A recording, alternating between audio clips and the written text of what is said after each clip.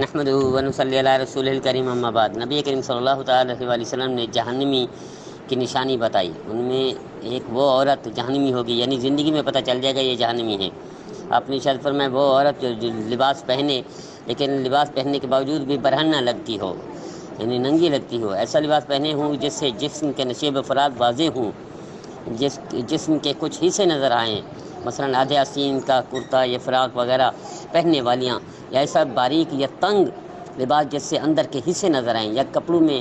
جھلملاتے نظر آئیں گے کہ عمدہ بھڑکیلا لباس پہن کر بغیر حجاب کے نامحرم مردوں کے سامنے آئیں گی، یا عورتیں مردوں کی طرف میل ہوں گی اور مردوں کو اپنی طرف میل کریں گی اور اپنے سر کے بالوں کو اس طرح بنائیں گی جیسے مختی اونٹوں کے کوہان ہوں، پھر ننگے سر مردوں کے سامنے آئیں گی۔ یہ عورتیں نہ جنت میں جائیں گی نہ اس کی خوشبو پائیں گی، حالانکہ جنت کی خوشبو دور تک پہنچتی ہے۔ آپ اندازہ کیجیے، اگر ہم اپنے ماحول کو دیکھیں، اپنے معاشرے کو دیکھیں، تو آج کل یہی کیفیت ہے ہماری بہنوں کی، ہماری عورتوں کی۔ تو افسوس اس گھرانے کے مردوں کا ہے کہ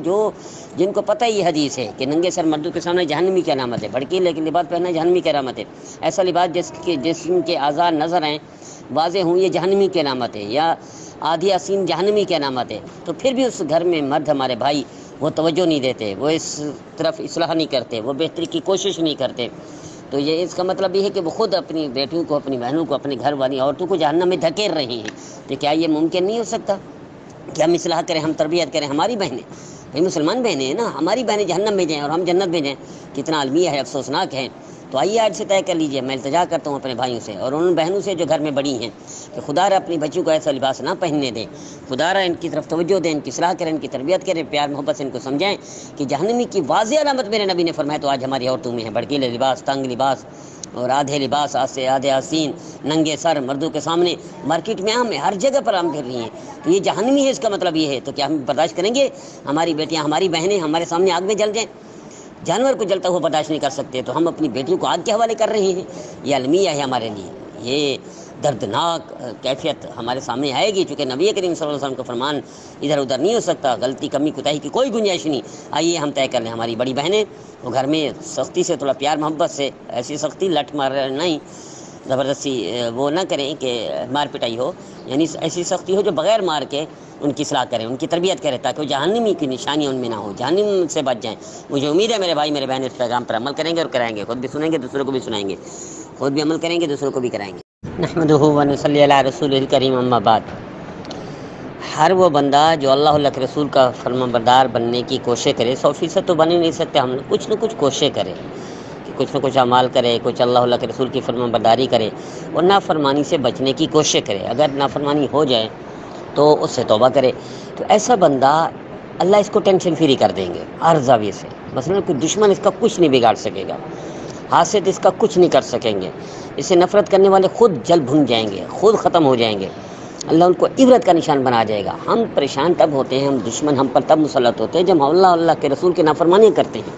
اللہ کے رسول صلی اللہ علیہ وسلم کی نافرمانی سستی نہیں ہے، مہنگی قیمت ہمیں خود ادا کرنی پڑتی ہے۔ تو آئیے طے کر لیجئے ہم اللہ کے رسول کی فرمانبرداری میں آ جائیں،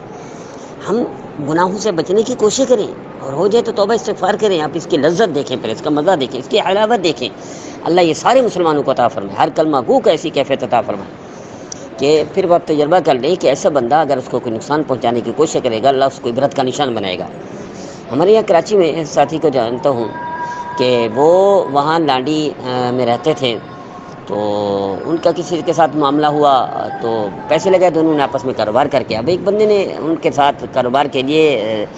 16 لاکھ لگائے، اب 16 لاکھ کی بجائے 22 لاکھ لے چکے تھے تقریباً، یعنی تھوڑے تھوڑے کر کے۔ اب انہوں نے اس کی کمزوری پکڑ لی کہ اس کے ساتھ بدتمیزی کریں تو چپ کر کے پیسے دے دے، کہیں ادھر ادھر سے قرضے ورضے پکڑ کے، کرتے کرتے 16 کی بجائے 22 لاکھ لے چکے، پھر بھی بدتمیزیاں، پھر بھی لڑائی جھگڑے، گالم گلوچ، یہاں تک کہ اس نے فون کیا کہ میں تمہارے بچے اغوا کر لوں گا، مزید پیسے دو، یعنی 16 کی بجائے 22 لاکھ لے چکے تھے، پھر بھی آگے۔ اب جب بچے اغوا اور اس طرح فون پر دھمکیاں دی تو اس نے اللہ سے فریاد کیا، اللہ میں تو کیا کر سکتا ہوں، میں لڑائی نہیں کر سکتا، شریف آدمی لڑ بھی نہیں سکتا، اللہ سے فریاد کر سکتا ہے اور اللہ سے فریاد کرنی چاہیے۔ ہمیں خود ادھر ادھر شکوہ نہیں کرنا چاہیے، اللہ سے شکوہ کرنا چاہیے، اللہ کو ایسے دشمن کو اللہ کے حوالے کرنا چاہیے، اللہ آپ جانے یہ دشمن جانے، میں اس کا مقابلہ نہیں کر سکتا۔ اب دیکھیے بچے دھمکی دی، بدتمیزی کی، فون پر بچے اٹھانے کی دھمکی دی، صبح 10 بجے دھمکی دی اور دوپہر کو 12 بج کر کچھ منٹ پر گھر سے نکلے، گھر سے روڈ تک اس کا 5-6 منٹ کا سفر تھا پیدل کا، روڈ پر گیا کہ بڑی گاڑی آ رہی تھی، اور بڑی گاڑی ٹھٹھا سے کراچی لیاری آ رہی تھی، تو روڈ کراس کرنے لگے، بڑی گاڑی نے اتنی اسپیڈ میں آ رہی تھی، جو ٹکر ماری تو بیچارے کا سب کچھ ختم ہو گیا۔ تیرا رب اتنا ایسا بدلہ لیتا ہے، شرط یہ ہے کہ بندہ خود شرافت پر ہو، دیانتدار ہو، خود پرہیزگار ہو کسی نہ کسی حد تک۔ 100% تو ممکن ہی نہیں، وہ تو صحابہ کرام تھے، آج ہم 100% پرہیزگار تو بن ہی نہیں سکتے، ممکن ہی نہیں ہے کہ کمی کوتاہیاں ہوں گی، اللہ معاف کر دیتا ہے اگر ہم توبہ کریں۔ پھر اگر کوئی دشمن مسلط ہوتا ہے تو اللہ اس کو عبرت کا نشان بنائے گا۔ تو میں درخواست کرتا ہوں اپنے بھائیوں سے، اپنے بہنوں سے کہ ٹینشن فری ہو جاؤ۔ ٹینشن فری ہونے کے لیے اللہ کے رسول صلی اللہ علیہ وسلم کی فرمانبرداری پڑھنے کے لیے کرنی پڑے گی جتنا ممکن ہو، جہاں ممکن نہ ہو جو کمی کوتاہی ہو جائیں، جو کمی کوتاہی یعنی نافرمانی ہو جائے، توبہ کرے، فوری توبہ کرنے میں بھی دیر نہ کرے، اور صحیح راستے پر چلے، تقوی کی کوشش کریں، سنت پر عمل کرنے کی کوشش کریں، اللہ کے رسول کے ہر فرمان پر عمل کرنے کی کوشش کریں، کمی کوتاہی ہو جائے اللہ سے معافی مانگیں، پھر آپ کا دشمن، پھر اللہ اس سے نمٹے گا اور اس کی نسلوں کو سبق سکھا دے گا۔ مجھے امید ہے میرے بھائی میرے بہنیں اس پیغام کو خود بھی سنیں گے، دوسروں کو بھی سنائیں گے، خود بھی عمل کریں گے، دوسروں کو بھی کرائیں گے۔ نحمدہ و نصلی علی رسولہ الکریم، اما بعد۔ ایک ساتھی نے سوال پوچھا، اور یہ اکثر پوچھتے ہیں ہمارے ساتھی احباب کہ تہجد کے لیے کیا سونا ضروری ہے؟ تہجد کے لیے سونا ضروری نہیں ہے۔ جس وقت آپ سو رہے ہیں اس وقت بھی تہجد پڑھ سکتے ہیں، یا ڈیوٹی پر ہیں، جاگ ہی رہے ہیں، ڈیوٹی ہے، یا دفتر میں کام کرتے ہیں، رات کو کام کرتے کرتے تہجد پڑھ لیا تو بھی تہجد ادا ہو جائے گا۔ ویسے بھی تہجد کے کئی طریقے ہیں، آپ عشاء کی نماز پڑھیں، عشاء کے وتر سے پہلے 4 رکعت نفل پڑھ لیں،